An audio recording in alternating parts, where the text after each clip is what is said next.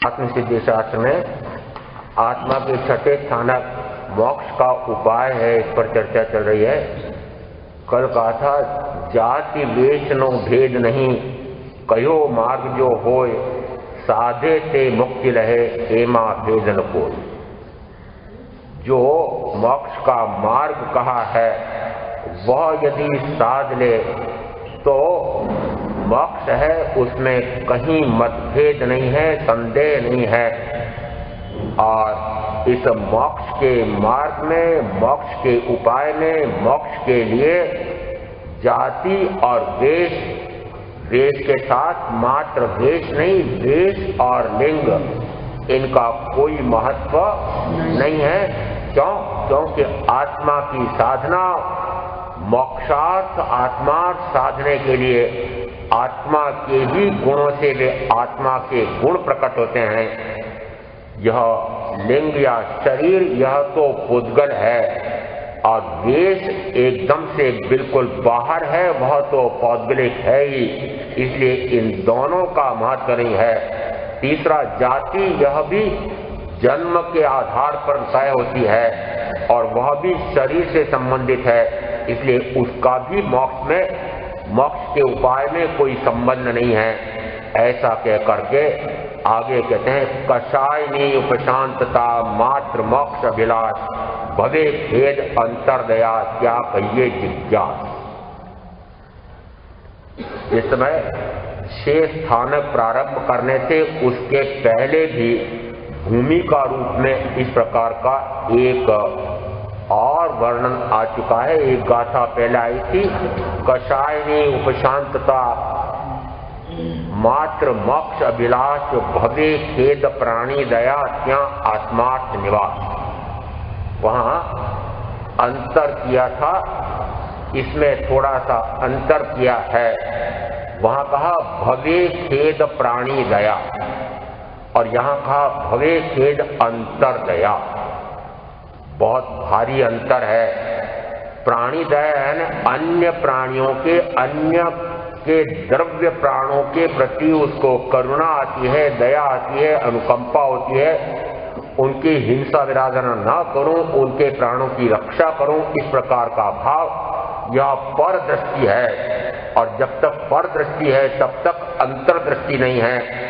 यद्यपि दूसरे जीवों की प्राण रक्षा करना या विराधना, हिंसा न करना, यह हिंसा विराधना की अपेक्षा उत्कृष्ट है। एक पाप है तो दूसरा पुण्य है, और पुण्य और पाप से परे हो जाना यही मोक्ष का उपाय है। इसलिए इस गाथा में थोड़ा सा अंतर किया है। शेष वे ही आवश्यकताएं कही है जो सम्यक प्राप्ति के लिए, मोक्ष का उपाय ढूंढने के लिए, मोक्ष प्राप्ति के लिए प्राथमिक भूमिकाएं कही है। उसमें कहा कषाय को उपशांत करे, शनै शनै क्रोध मान माया लोभ उसके उपशमित होते चले जाएं, अपेक्षा से सर्व विकारी भाव मंद होते चले जाएं, वह कहा गया कषायनी उपशांतता। और यदि कषाय उपशांत होते हैं तो इन चारों को समाविष्ट किया है राग द्वेष में, तो राग द्वेष भी मंद होते जाते हैं। राग द्वेष ये चूंकि मोह से जन्य है, मोह से उत्पन्न होते हैं, इस कारण से मोह की मंदता होती है, और मोह के कारण परिग्रह में मूर्छा होती है। तो उस मूर्छा को भी तोड़ना है, मूर्छा भी टूटती जाती है, और उस कारण से परिग्रह की वासना यह भी मिटती जाती है, आरंभ समारंभ कम होता जाता है। ऐसी भूमिका पहले कही कषायनी उपशांतता। और जिस समय ऐसा भाव होता है उस समय कहा मात्र मोक्ष अभिलाष, उस समय अभिलाषा, इच्छा एकमात्र मोक्ष प्राप्त हो जाए, मैं मुक्त हो जाऊं, अब मुझे भव भ्रमण करना ही नहीं है, ऐसा निश्चय होता है। उसके लिए उत्तराजन सूत्र के 29वें अध्ययन में पहले ही बोल दिया है संवेग, और वहां पर भी कहा वह अनंतानुबंधी कषाय का शमन करता है, परिक्षीण करता है, और उसी के साथ कहा वह नवीन कर्म का उपार्जन नहीं करता है। इसका अर्थ हुआ कि वह अब नवीन कर्म का उपार्जन करके गति भ्रमण करना ही नहीं चाहता है, वह तो मात्र मोक्ष ही जाना चाहता है। क्यों? क्योंकि किसी भी गति में, चाहे वह शुभ गति, मनुष्य गति, देव गति भी है, तब भी उसमें सुख नहीं है। गति यानी सुख है ही नहीं। गति से मुक्ति है तभी परम सुख है, परम आनंद है। इसलिए वह गति भ्रमण करना नहीं चाहता है और इस अपेक्षा से दोनों मिल रहे हैं। यहाँ कहा मात्र मोक्ष अभिलाष, और शब्द बड़े महत्वपूर्ण हैं। वहां पर कहा अतिशय मोक्षाभिलाषी हो जाता है। अतिशय ने अति अति विशिष्ट ऐसा भाव होने लगता है कि अब मुझे इधर उधर कुछ भी शुभाशुभ प्रवृत्ति करके शुभाशुभ गति में जाना ही नहीं है। और यहाँ कहा मात्र मोक्ष अभिलाष। जिस समय आप 1 लाख 1 करोड़ का कोई भी चेक काटते हैं, उस समय पद्धति है यहाँ पर मात्र, आगे क्या शब्द लगाते हैं? मात्र यानी और अधिक नहीं, इससे कम भी नहीं और इससे अधिक भी नहीं। तो इससे अधिक भी नहीं, मोक्ष से अधिक और क्या होगा? और मोक्ष से कम, कि मोक्ष से कम यानी सर्वार्थ सिद्धि में यदि 33 सावरूपम का देव बन जाए तब भी कहा कम ही है। वहां से भले ही थोड़ी सी दूर सिद्ध चला है, परंतु 33 सावरूपम का काल व्यतीत करे, फिर मनुष्य भाव में मनुष्य सुकुल उत्पत्ति हो और फिर पुनः केवल प्रत्यक्ष वाणी के माध्यम से केवल बोधि की प्राप्ति करके संयम लेकर के भीतरा संयम की आराधना करे, तब मोक्ष हो। अभी इतनी कमी पड़ी हुई है। यदि सर्वार्थ सिद्धि के देव के लिए भी इतनी कमी है तो अपना सोचो कि जिस समय मुझे तो अब कुछ भी नहीं चाहिए, मात्र मोक्ष चाहिए, ऐसा यहाँ कहा गया है। और इसी की पुष्टि वापस दूसरी पंक्ति में इस गाथा में आई है, भवे खेद। भवे खेद का क्या अर्थ? कि अब उसे यह खेद होता रहता है, वह यह चाहता ही नहीं है कि मेरा भाव बढ़ जाए। मैं ऐसा कौन सा कार्य करूं कि मेरा कोई भाव ना बढ़े? वह कार्य कौन सा हो सकता है? तो कहते हैं जिसमें शुभाशुभ परिणमन होता है वह भाव भ्रमण का कारण होता है। तो भाव बढ़ाना ही नहीं चाहता है, तो फिर भाव न बढ़ाना हो तब क्या करे कि शुभाशुभ से परे हटता जाए, स्वभाव में चला जाए। और स्वभाव में जाता है उसी के लिए कहा भवे खेद अंतर्दया। यहाँ अंतर्दया की भूमिका में पहले ये 3 बातें कही है और फिर चौथी बात कही अंतर्दया। यहाँ आप भी कभी कभी दया पालते हैं। मुझे तो जितनी बार वंदन नमस्कार करते हैं, चाहे विधिवत करें न चाहे सड़क चलते करें, तब भी मैं निरंतर बोलता रहता हूं दया पालो। और पालते हो? पालते हो? दया पालो का अर्थ है कि 6 काय के जीवों की हिंसा विराधना न करना, उसे कहते हैं दया पालो। यह दया कैसे होगी कि मैं 10 जीवों को तो जानबूझ करके नहीं मारूंगा, पर मैं स्थावर काय के लिए तो मेरे छूट है, तो दया कहां से हुई? यदि एक भी व्यक्ति के प्रति मेरा भाव रह गया है, अभिची कुमार का 13-7 व्याख्या प्रगति में वर्णन है। उदयन राजा ने पुत्र के प्रति ऐसा उत्कृष्ट भाव रखा कि यदि मैं इसको राज्य दूंगा तो राज्य निष्ठा में पड़ा रह करके और जन्म मरण बढ़ा देगा, इसलिए उसे राज्य नहीं देकर के भांजे को राज्य दिया। परंतु भला जिसका किया जाता है, अच्छा सोचा जाता है, उल्टी बुद्धि के व्यक्ति उल्टा सोचते हैं। कैसा दुष्ट मेरा पिता, वाह, कि मुझे राज्य नहीं दिया और अपने भांजे को राज्य दिया। और रुष्ट होकर के और नाना के पास चला जाता है। और नाना क्योंकि श्रावक थे, उभयकालीन प्रतिक्रमण करते समय वे 84 लाख जीव योनियों से क्षमा याचना करते थे। देखा देखी अभिची कुमार भी प्रतिक्रमण करे और क्षमा याचना करे, परंतु साथ में क्या बोले? सारे 84 लाख जीव योनियों से मैं क्षमा चाहता हूं, एक मेरे दुष्ट पिता को छोड़कर। यदि एक व्यक्ति के प्रति भी इस प्रकार का भाव है तब भी वह क्षमा नहीं है, तो आपकी क्षमा कैसी है? पृथ्वी, पानी, अग्नि, वायु, वनस्पति और बेंद्री, तेंद्री, चौंद्री, पंचेंद्री में भी महाराज यदि मच्छर बहुत काटते हैं, चूहे बहुत हो गए हैं और वह स्नान घर में इस प्रकार से वो ऐसे बहुत सारे मकड़े मकड़ी आ जाते हैं, अब उनको हम क्या करें, मारें कि नहीं मारें? मुझे पूछते, देखो पूछने कहाँ जाते हैं? अरे जिन्होंने 6 काय की जीवों की हिंसा विराधना नहीं करूंगा 3 योग से, तो महाराज उनको फिर हम ये दवाई छिड़क करके नहीं मारे तो कैसे रहें? जिस समय ऐसे 10 जीवों की हिंसा भी जानबूझ करके हो रही है, चाहे आप कहते हैं मैंने तो ऐसा रख रखा है नियम में कि मेरे कोई पीड़ाकारी शरीर में या बाहर या कोई आक्रामक उसकी तो मेरे छूट है। यदि इतनी लूट आपने कर रखी है कि इतने जीवों की हिंसा विराधना कर रहे हो और बार बार मैं कहता हूं दया पालो, तो कहां दया पाल रहे हो? अभी दूसरे जीवों पर भी दया नहीं आ रही है तो अपने आप पर दया कब आएगी? यहाँ इस गाथा में जो मूल महत्व की बात आई है, भव्य खेद अंतर दया।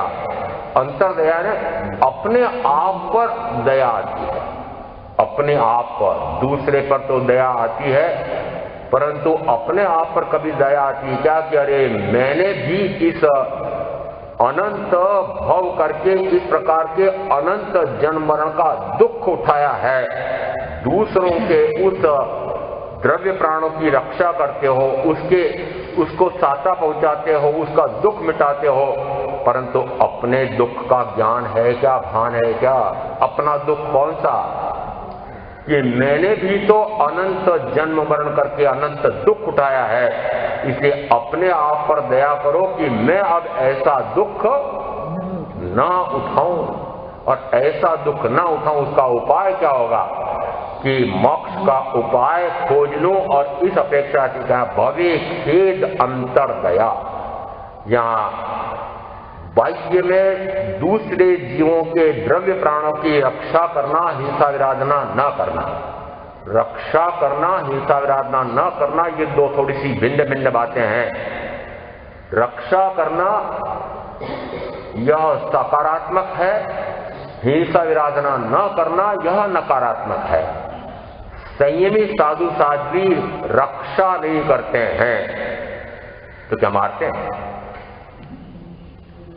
हिंसा विराधना नहीं करूं, बस रक्षा करने के लिए, लेकिन रक्षा करने के लिए नहीं जाऊंगा। और संयमी के अतिरिक्त जितने भी हैं वे क्या करें? हिंसा विराधना भी ना करूं और सामर्थ्य हो तो रक्षा भी करूं। तो यहाँ हिंसा विराधना न करना, रक्षा करना, यह अन्य के लिए तो बहुत कर लिया, पर अपने स्वयं की रक्षा की क्या? स्वयं की रक्षा, अपने आत्मा की, अपने आप की रक्षा की क्या? जिस समय अपने रक्षा करने का भाव आ जाए उस समय उससे मुक्त होने का उपाय खोजना पड़ेगा कि वो मैं न जाने कितने जीवों के द्वारा न जाने कब कब दुखी किया गया, मारा गया, और ऐसे चारों गतियों में, मुख्यतः नरक गति में, तिरिंज गतियों में जाकर के इतना दुख उठाया है, इसलिए मैं अब ऐसा कोई कार्य नहीं करूं कि जिससे मुझे पुनः इन गतियों में जाकर के दुख उठाना पड़े। अपने आप पर दया आती है तो पर दया से स्वदया में आता है। परमात्मा अरिहंत, परमात्मा सिद्ध, उन पर दृष्टि जाती है, और जैसे ये शुद्ध आत्मा है वैसा मैं शुद्ध आत्मा हूं, तो उनके ऊपर दृष्टि करके अपने ऊपर दृष्टि करना, दूसरे जीवों के द्रव्य प्राणों पर से दृष्टि हटा करके अपने भाव प्राणों पर दृष्टि करना। देव मेरे अरिहंत ऐसा बाह्य में कहा जाता है, व्यवहार सम्यक के लिए कहते हैं देव मेरे अरिहंत। निश्चय सम्यक के लिए कहेंगे देव मैं स्वयं। अंदर में आत्मदेव और बाहर दृष्टि जाए तो अरिहंत देव। आत्मदेव उठ जाग मेरे चैतन्य प्रभु। प्रभु किसके लिए कहा है? अपने आप के लिए, कि मैं स्वयं ही प्रभु हूं। तो जिस समय बाह्य में अरिहंत देव और अंदर में आत्मदेव, बाह्य में निर्ग्रंथ गुरु और अंदर में स्वयं ही स्वयं का गुरु, और बाह्य में ये केवली प्रज्ञप्त धर्म, अंदर में आत्म धर्म, शुद्ध धर्म, गीता धर्म, परम शुद्धि। तो जिस समय बाह्य में दृष्टि करते हैं तब तक कहा जाता है कि वह पुण्य या सातिशय पुण्य होगा, और अंतर्दृष्टि करते हैं उस समय वह शुद्ध स्वरूप में रमणता करता है। तो यहाँ अंतर्दया ये व्यवहार संयुक्त से निश्चय संयुक्त में ले जाने वाला यह भूमिका अगली गाथा के संदर्भ से आ रही है। अंतर्दया भवे खेद अंतर्दया, अंतर्दया क्या कहिए? जिज्ञास। अब यहाँ पूर्व में कहा था क्या आत्मार्थ निवास, और यहाँ कहा क्या कहिए? जिज्ञास। उसको अब जिज्ञासा होती है, परम जिज्ञासा का भाव जगता है, जानने का भाव जगता है। क्या जानने का? कि मैं भी ऐसा कोई उपाय जान लूं कि जिससे मुझे जन्म मरण न करना पड़े। ऐसा उपाय जानने के लिए जब वह सदगुरु के पास जाता है तब उसको भव न करना पड़े, मोक्ष हो जाए, इसका उपाय मिलता है। ऐसा कह करके आगे कहा, मत दर्शन अग्रतजी वर्ते सदगुरु लक्ष्य, लय शुद्ध संकीर्तने एमा भेदन पक्ष। यहाँ लहे शुद्ध संकीर्तने, शुद्ध संकीर्त क्या है और संकीर्त क्या है, इसके पहले देखें। मत दर्शन अग्रतजी, किस किस का परित्याग करे? कि मत, पंथ, संप्रदाय, आमना। आमना है, आमना में बड़ा एक विशिष्ट शब्द हमारे यहाँ पनपा है। हो सकता है 25-50 वर्ष में पनपा होगा, कब पनपा पता नहीं। कहते हैं गुरु आमना ली कि नहीं। आपने सबने ले रखी है? नहीं ले रखी हो तो ले लो मेरे से। गुरु आमना का क्या अर्थ होता है? कि अब देव मेरे अरिहंत, और गुरु आमना का अर्थ है कि जिन गुरु ने कहा कि मेरी आमना ले लो, यानी मुझे मानना, या मेरे अमुक संप्रदाय के आचार्य या प्रमुख उनको और उनके साधु साधियों को ही मानना। ही क्यों लगाया? वे ऐसा बोलते हैं क्या? मुझे पता है एक बार विहार करते करते कुछ भाई आए, महाराज हमारे गांव में बहुत समय से आए नहीं है और बहुत सारे नए नए बच्चे हैं और उनको संकीर्त लेना है और आप हमारे गांव पधारो। मैंने कहा जैसा अवसर होगा, और जिस समय वहां गए, जाने के बाद सारे बच्चों को एकत्रित किया, नवयुवकों को, और फिर उनका हमारे साथ इनको संकीर्त दे दो। मैंने कहा संकीर्त कोई मेरे पात्रे में पड़ा है कि निकाल करके दे दूं? आप संकीर्त क्या करते? लेते देते होंगे ना, लिखने ली संकीर्त दे दो। मैंने कहा भी देखो, गुरु मेरे, देव मेरे अरिहंत, गुरु मेरे निर्ग्रंथ, धर्म मेरा केवली प्ररूपित, ऐसा आधे घंटे तक उनको समझा करके, और फिर कहा कि देखो देव मेरे अरिहंत, देवादिदेव, ऐसे अरिहंत तीर्थंकर परमात्मा, उन्हीं में सिद्ध परमात्मा का समावेश हो जाता है। वे परम शुद्ध आत्मा है, वे परम वीतरागी हैं, वे परम जितेंद्रिय हैं, वे परम निर्मोही हैं। ऐसे देव को ही देव मानना, अन्य किसी देवी देवता को मानना नहीं, उनकी मानता करना नहीं, उनकी पूजा अर्चना करना नहीं, किसी और प्रकार की कामना इच्छा न अन्य किसी से करना, न अरिहंत परमात्मा से करना।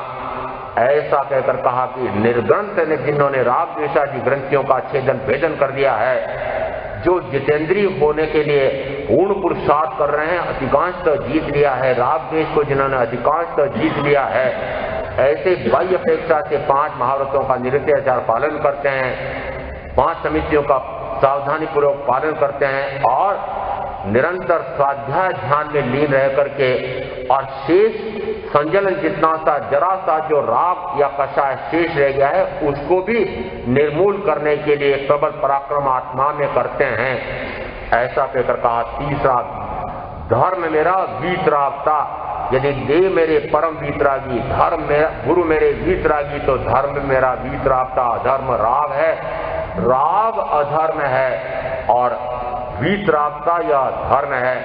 ऐसा आधा एक घंटे तक उन सबको तत्व समझाया। सम्यक्त का कैसा बोध होता है, आत्मा का कैसा स्वरूप होता है, शरीर का कैसा स्वरूप होता है, ऐसा समझा करके और फिर पक्का किया गया अब इन तीन में ही पक्की श्रद्धा रखना।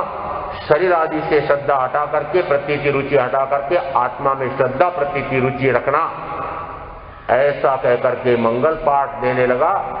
उनसे स्वीकृति लेकर के उसके पहले पिता खड़े थे। उन्होंने कहा, देखो भाई सब, ये अब उदय मुनि अपने गुरु। मैंने कहा, मैंने तो अभी तक कहा ही नहीं कि ये ऐसा मानना कि उदय मुनि अपने गुरु। नहीं महाराज, गुरु मानना तो करानी थी। आप बुलाए किसके लिए? आपको किसके लिए बुलाए? गुरु बनाने के लिए। गुरु आमना यानी जहर घोलना, संप्रदायवाद का पक्का जहर घोलना, ये गुरु आमना। गुरु एक और सेवा अनेक। गुरु तो मात्र एक संप्रदाय के जितने हों वे सारे मेरे गुरु और अन्य सारे मेरे कुगुरु। और क्या? सदगुरु तो एक ही है और शेष की सेवा करूंगा। सेवा करूंगा यानी उनको क्या मानूंगा? उनको क्या मानूंगा? उनको गुरु नहीं मानूंगा। जबकि दूसरा तत्व कौन सा है? दूसरा तत्व है गुरु मेरे निर्ग्रंथ, यानी निर्ग्रंथ यानी जिन्होंने राग द्वेषादि ग्रंथियों का छेदन भेदन किया है और भगवान महावीर की आज्ञा के अनुसार चाहे किसी भी संप्रदाय मत पंथ उसके आचार मर्यादा जैसी भगवान ने निर्धारित किया आत्मा में आइए उसके अनुसार साधना कर रहे हैं। किसी न किसी संप्रदाय में किसी न किसी समूह में रहना पड़ता है। इस अपेक्षा से ये समूह हैं। तीर्थंकर महावीर के भी 14,000 शिष्यों के उस समय भी 9 समूह थे, परंतु वे सारे एक समूह के संयमी दूसरे समूह के संयमी से मुंह मरोड़ कर रहते थे ना। मैं तो आजकल ऐसे ही रहता हूं।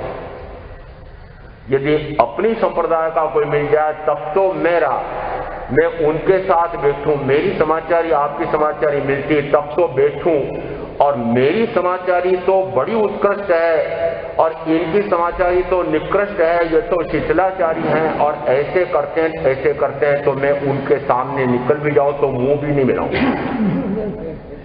मुंह फेर करके निकल जाऊं।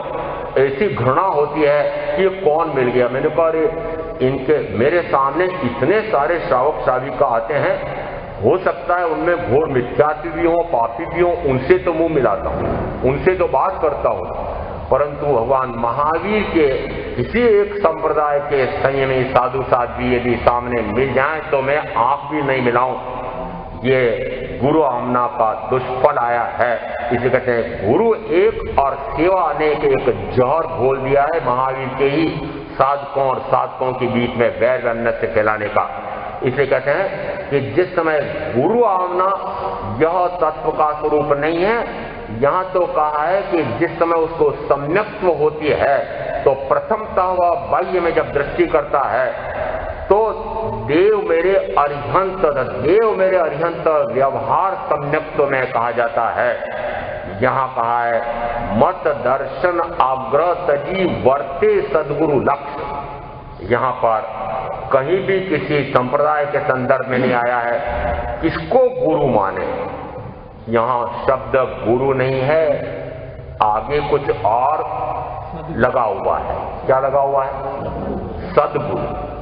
और सदगुरु किसे कहते हैं? तो जिन्होंने सत स्वरूप जान लिया है, सत और असत में विवेक कर लिया है, सतरूप आत्मा और असत रूप शेष सारे शरीर आदि, सतरूप यह संसार का मार्ग असत रूप है और यह ज्ञान दर्शन चरित्र रूप रत्नत्रय धर्म का मार्ग असत, यह सत रूप है, राग द्वेष मोह रूपी असत रूप है। ऐसा दोनों मार्गों में भेद जान जाता है। जिस समय ऐसा सत असत का विवेक करके और सत्य में ही धृति करने वाले सत्यम धृतिम को वह आचाराम सूत्र में कहा, सत्य में धृति कर। सत्य में धृति करना किसको कहते हैं कि जो आत्मा सतरूप है उसको उन्होंने जान लिया है, उसको उन्होंने देख लिया है और अब उसी में निरंतर रमण करने के लिए प्रबल पराक्रम आत्म पुरुषार्थ करते हैं। ऐसा जिन्होंने सतरूप जान लिया है वे सत्य को प्रकट करने में, उद्घाटित करने में, उसको बताने में कुछ अंश में शब्द से समर्थ होते हैं। ऐसे सद्गुरु लक्ष्य किसका करे तो कहा वर्ते सद्गुरु लक्ष्य। प्रथमतः सद्गुरु का लक्ष्य करता है और दूसरा अर्थ इसी गाथा में आया है कि सद्गुरु ने जो लक्ष्य कराया है उसकी ओर ही बढ़ता है। सद्गुरु किसका लक्ष्य कराएंगे कि मात्र सतरूप आत्मा यह परमात्मा स्वरूप को प्राप्त हो जाए। परमात्मा स्वरूप तो मैं स्वयं हूं, परंतु चूंकि मैं संसार दशा में रहकर के रागादि विकार में प्रवृत्त होकर के निरंतर गति भ्रमण कर रहा हूं, यदि वह रागादि रूप से परे होकर के शुद्ध स्वरूप प्रकट कर ले तो वही परमात्मा है। ऐसा लक्ष्य कराते हैं और जिस समय सद्गुरु ऐसा लक्ष्य कराते हैं उस समय मत पंथ अन्य सारे दर्शन ये सब पृथक हो जाते हैं। एकमात्र लक्ष्य है वह मेरा शुद्ध आत्म स्वरूप प्रकट हो जाए, ऐसा लक्ष्य। मत दर्शन आग्रह तजी वर्ते सद्गुरु लक्ष्य। लहे शुद्ध संकीत ने तो लहे शुद्ध संकीत, लहे यानी देखता है तो संकित को देखता है, ऐसा कैसे हो सकता है। आगमों में व्याख्या प्रज्ञप्ति सूत्र के 9:31 में आया हुआ है, ज्ञानावरणी कर्म का क्षयक्षम करे तो चाहे केली प्रज्ञप्त वाणी सुने या सुने बिना भी वह ज्ञान की प्राप्ति करता है। आगे है दर्शनावरणी कर्म का क्षयक्षम करे तो वह शुद्ध बोधि लाभ को प्राप्त होता है। और ऐसे उल्लेख भी मिलते हैं, औपातिक सूत्र में वर्णन मिलता है कि जिस समय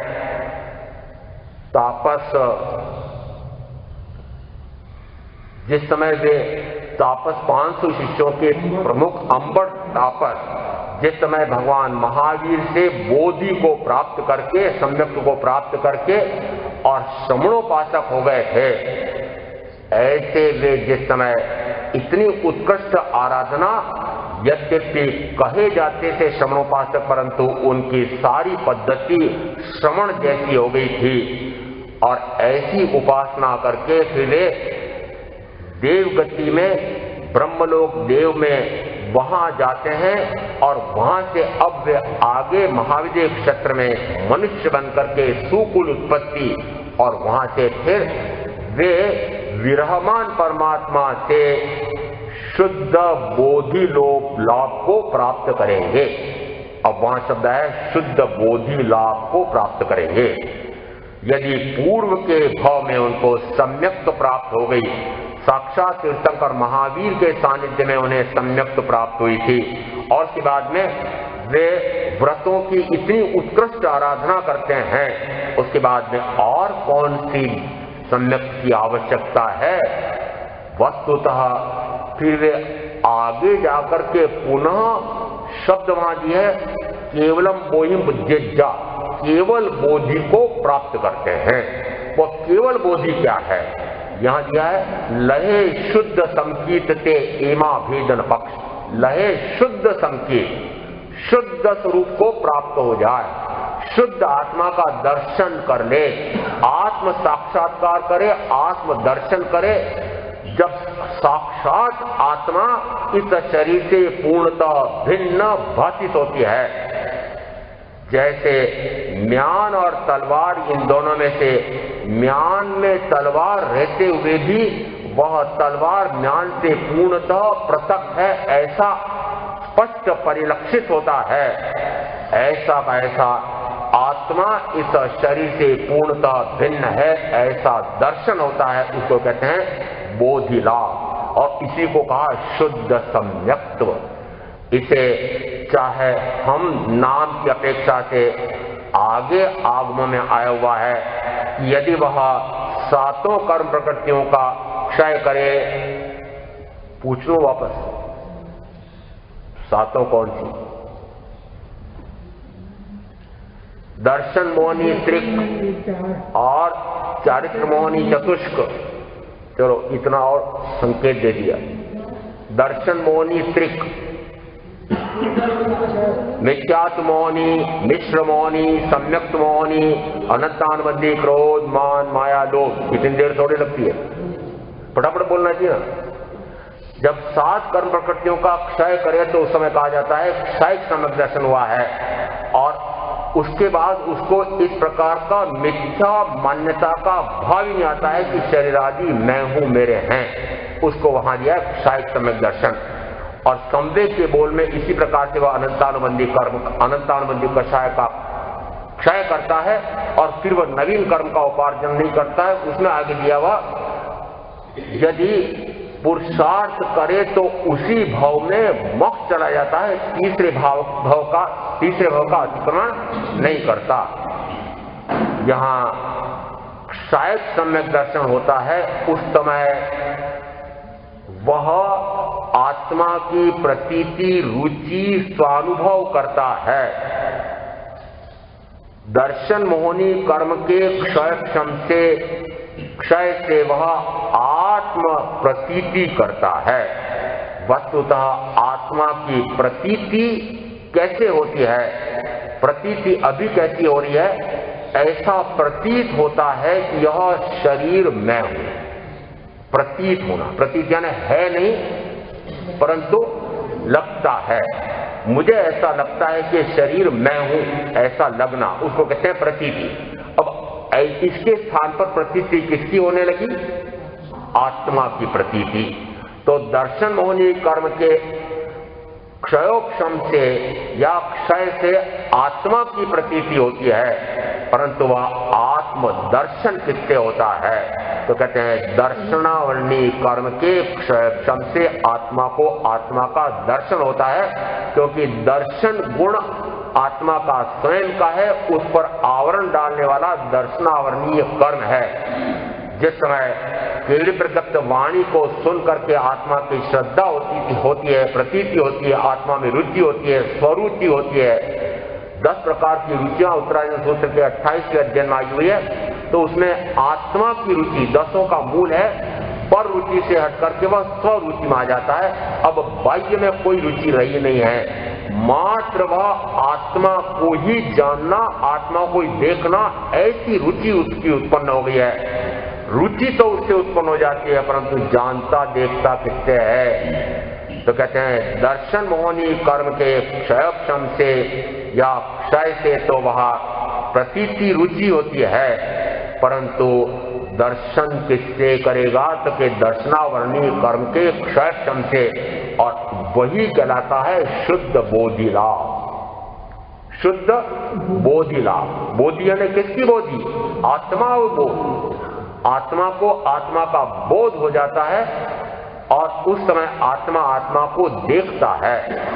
और यहां शब्द दिया इस गाथा में लहे शुद्ध संकीर्तते एमा भेदन पक्ष। लहे यानी देखता है, गुजराती में लहे का अर्थ होता है देखना, कि जिस समय आत्मा आत्मा को देखता है, इसमें कोई भेद और पक्ष नहीं है। यहाँ पर अब सम्यक्त के कितने भेद होते हैं? दर्शन मोहनी कर्म के 3 भेद और चारित्र मोहनी कर्म के 4 भेद, और फिर ये 4 और 3 7 का क्षय हो, ऐसा कुछ नहीं है। एमा भेदन पक्ष, विभेद करके आत्मा को जान लिया। अब आत्मा को कैसा देखता है? अभेद अखंड। अभेद अखंड, आत्मा में कोई भेद नहीं होते हैं, आत्मा में कोई खंड नहीं होते हैं। यह ज्ञान है, यह दर्शन है, यह सुख है, यह वीर्य है, ये अन्य अन्य प्रकार के ऐसे ऐसे गुण हैं। ये तो ज्ञान गुण के भेद हैं। ये दर्शन गुण में श्रद्धा है, प्रतीति है, रुचि है। दर्शन गुण के विपरीत पर्याय में कुश्रद्धा है, विपरीत श्रद्धा है। ये चारित्र गुण में ये इस प्रकार से रागादि कुचारित्र है, वीतरागता सुचारित्र है, ये व्रत महाव्रत लेना यह सुचारित्र है, और विरक्ति में न जाना यह कुचारित्र है। ये भेदात्म। आत्मा में कोई भेद नहीं है, आत्मा में कोई खंड नहीं है। यद्यपि हम कहते हैं आत्मा असंख्यात प्रदेशी है, आत्मा में इतने गुण हैं, वस्तुतः आत्मा तो इन सभी गुणों का अखंड एक स्वरूप है। और जिस समय ऐसा एक आत्मा को जानता है, एक आत्मा को पूर्णतः अखंड अभेद रूप में देखता है, उस समय कहा लय शुद्ध संकीर्तने, वहां कहलाती वह शुद्ध सम्यक्त हुई है। और उसमें शुद्ध सम्यक्त को प्राप्त करने के लिए, अपने आप का दर्शन करने के लिए, फिर ये मत पंथ संप्रदाय जब तक ये दिखाई देंगे तब तक आत्मा दिखाई देगी। इसे कहते हैं अमुक मत के अनुसार ऐसा वेश, ऐसा लिंग, ऐसा स्वरूप, अमुक पंथ के अनुसार ऐसा, अमुक दर्शन में ऐसा, अमुक दर्शन में ऐसा। यह तो भगवान महावीर के समय में जो अन्य दार्शनिक थे उनकी अपेक्षा से आया, परंतु अब भगवान महावीर के ही दुर्भाग्य है कि जिन महावीर ने कोई मत पंथ संप्रदाय और ऐसे भेद कहे ही नहीं, उन्हीं के अनुयायियों ने कितने मतभेद खड़े कर लिए और फिर उसी में अड़े हुए हैं और अड़ करके इतने लड़ते झगड़ते हैं। एक कहता है कि यही सत्य है, दूसरा कहता है यही सत्य है, जबकि महावीर ऐसे विशिष्ट रहे जिन्होंने अन्य किसी भी भिन्नमति को भी यह नहीं कहा कि तुम असत्य कहते हो। यदि सांख्यमती ने कहा कि आत्मा तो निर्विकारी है, तो महावीर कहते हैं जैसा तुम कहते हो मैं भी मानता हूं। देखो, महावीर अन्य को ये नहीं कहते हैं कि तुम असत्य कहते हो, वहां पर मैं अब अन्य महावीर की आगमों के अनुसार साधना करने वाले मात्र बाह्य में उपासना पद्धति अलग प्रकार की है, या वेश अलग प्रकार का है, या लिंग अलग प्रकार का है, और आजकल तो समाचारी अलग प्रकार की है, या अब तो जो टुकड़े होते हैं उसमें कोई समाचारी या कोई सिद्धांत या मतभेद ऐसा भी कुछ नहीं है। उसमें तो मात्र कहीं टकराहट होती है, अहम की या पद की लिप्सा होती है, और इसलिए टुकड़े टुकड़े होते हैं। और ऐसा जिस समय पद लिप्सा के लिए, लोकेशना के लिए महावीर के अनुयायी आपस में टुकड़े टुकड़े होते हैं, तो उसमें कोई धर्म प्रकट होता है। इसलिए कहा मत दर्शन आग्रह तजी। यदि धर्म प्रकट करना है, आत्मा का शुद्ध स्वरूप उसको जानना देखना है, उसी में रमणता करना है, तो कहा मत दर्शन आग्रह तजी। किसका त्याग करना? मत पंथ संप्रदाय आमना, इन सब से परे हट करके अपने आप को जानना है। ये बाह्य में कभी गुरु चूंकि बोध देते हैं, तो गुरु भी यहां पर मत पंथ संप्रदाय से परे होते हैं। गुरु कैसे? कि जो मात्र सतरूप आत्मा को ही जानना, आत्मा को ही देखना, आत्मा में रमण करने का निरंतर पुरुषार्थ, उस पूर्ण स्वरूप को पा जाऊं। मैं वस्तुतः वर्तमान में परिपूर्ण हूं, परंतु निश्चय न से जो मैंने परिपूर्ण अवस्था, पूर्ण वितराग अवस्था, पूर्ण शुद्ध अवस्था जान ली है, उसे प्रकट नहीं हो पा रही है। तो प्रकट करने का पुरुषार्थ यही बाह्य में साधना का मार्ग कहलाता है। और वह साधना जैसे जैसे उत्कट होती जाती है, उत्कट होती जाती है, वैसे वैसे वह परम स्वरूप प्रकट होता जाता है। ऐसे सदगुरु, अब इसमें मत पंथ संप्रदाय कहां आया, इसमें लिंग कहां आया, वेश कहां आया? इसमें तो मात्र आत्मा का आत्मा से मिलन है। शुद्ध स्वरूप जो तीर्थंकर परमात्मा ने आत्मा का बताया है उसको जानना देखना है। उसमें न जाने कहां कहां की दूसरी दूसरी बातें आ जाती है और उस समय फिर कहते हैं कि यह तो सत्य है और यह असत्य है, तो समाचारी के अनुसार सत्य असत्य का निर्णय होता है। मत पंथ की दृष्टि से अपेक्षा से सत्स्वरूप प्रकट होता है। मेरी अपेक्षा से तो ऐसी उपासना होनी चाहिए, मेरी अपेक्षा से ऐसी उपासना होनी चाहिए। उपासना में अंतर हो सकता है, आत्मा को जानने में कोई भेद हो सकते हैं, आत्मा को देखने में कोई भेद हो सकते हैं, आत्मा के स्वरूप में रमणता, स्वस्वरूप में रमणता में कोई भेद और खंड हो सकते हैं, उसमें कोई दृष्टियां हो सकती है, उसमें मतपंथ आ सकते हैं क्या? तो नहीं आ सकते। और इस अपेक्षा से यहाँ दूसरी गाथा में इतनी चोट की है, मत दर्शन आग्रह सजी वर्ते सदगुरु लक्ष्य। सदगुरु ने जो लक्ष्य कराया है, सदगुरु किसका लक्ष्य कराता है?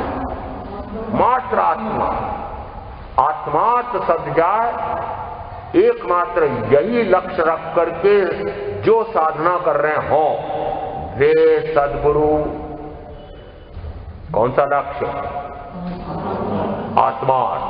और आत्मार्थ को छोड़ करके अन्य लक्ष्य कर रहे हो तो सदगुरु।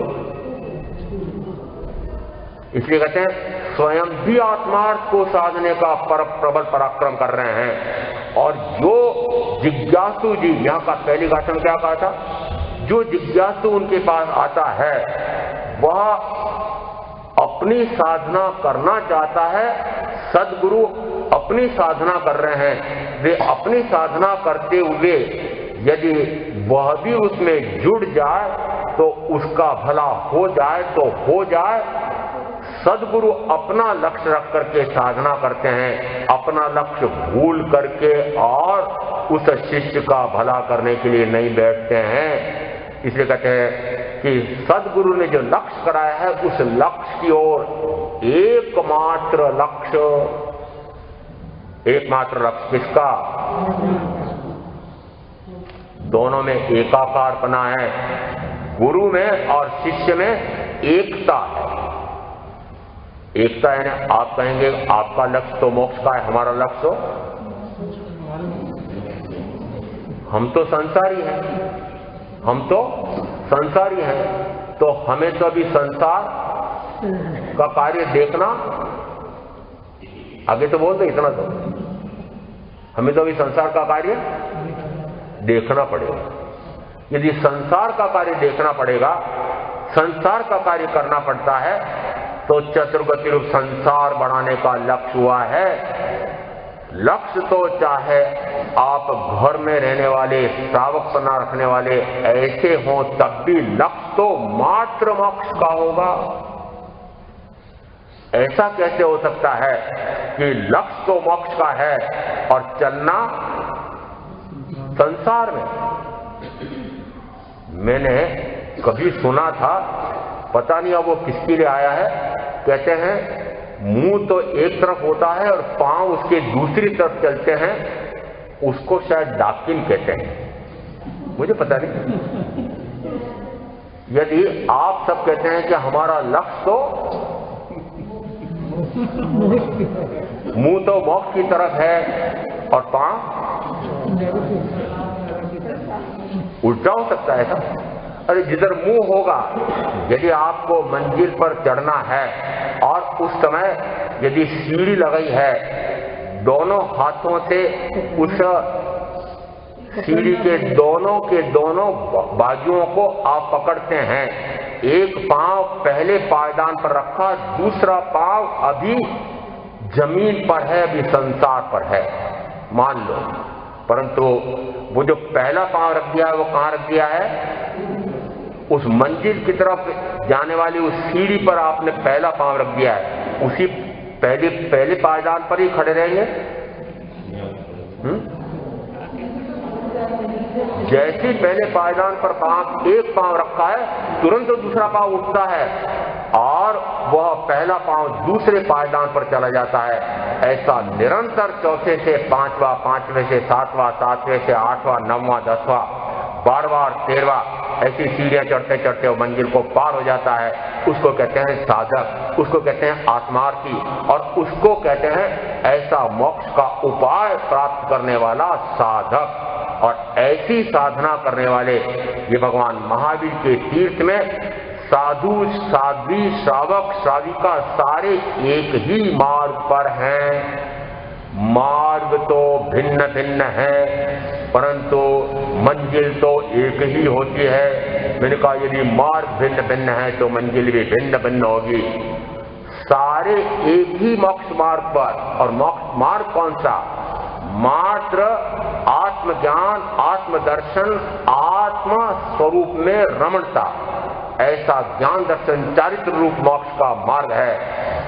हो सकता है कि संयमी साधु साध्वी उस पर तेज गति से दौड़ रहे हैं, और यदि श्रावक श्राविका के लिए मुझे पूछे तो मैं कहूंगा कि वे तेजी से चल रहे हैं, और जो अविरत सम्यक दृष्टि है वह उस मार्ग पर चल रहा है। मुंह तो उन तीनों का किस तरफ है?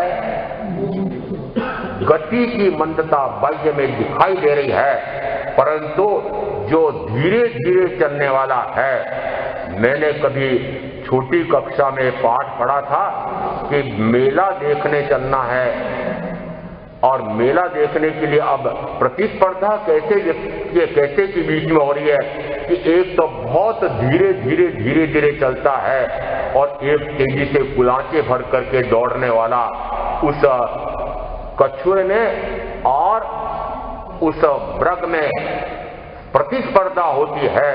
कहते हैं वह जैसे तेजी से दौड़ा, पीछे मुड़कर देखा, अरे यह धीरे धीरे कछुआ चला आ रहा है, अभी तो मैं तो फट से कुलांचे भर करके पार कर जाऊंगा, मेले में जल्दी पहुंच जाऊंगा।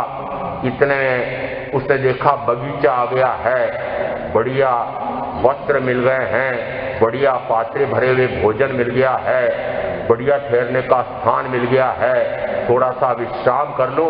अभी ये मेरे से पीछे चलने वाले 5वें गुणस्थानवर्ती, 4थे गुणस्थानवर्ती बहुत पीछे आ रहे हैं, थोड़ा सा मैं सुस्ताने लगा, और ये पीछे धीरे धीरे चलने वाले लगातार धीरे चल रहे हैं, लगातार चल रहे हैं, वे मुझसे आगे चले जाते हैं। और इसीलिए 10वें कालिक सूत्र में कहा कि कुछ श्रावक साधु से भी श्रेष्ठ होते हैं, कुछ लक्ष्य अन्य प्रकार का है, अभ्यंतर साधना में आगे हो सकता है, परंतु निश्चित है कि ये तीनों प्रकार के साधक एक ही दृष्टि करके मात्र मोक्ष की ओर उन्मुख हैं।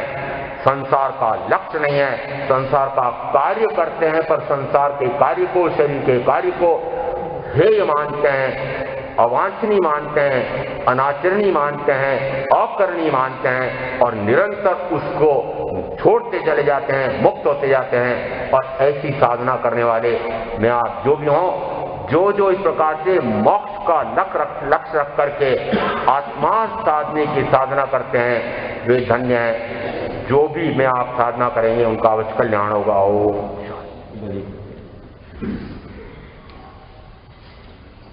परम वंदनीय प्रातः संबंधी पर्यावरण आगम करता